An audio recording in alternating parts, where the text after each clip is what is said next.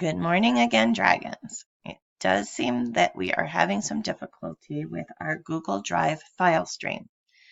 Remember, file stream, when you can get to it over here, is just kind of like a tunnel that gets you to your Google Drive up in the cloud.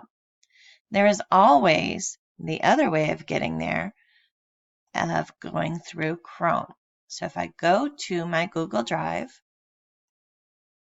here's my Dragon Tech folder, my About Me folder, and here's my assignment.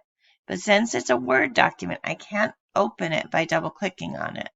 I can, however, right-click and download it. Then, once it downloads, I can open it and see, you guys can see this is what I worked on in class.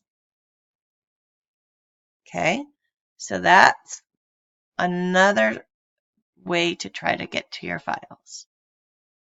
Have a great day. Keep those questions coming.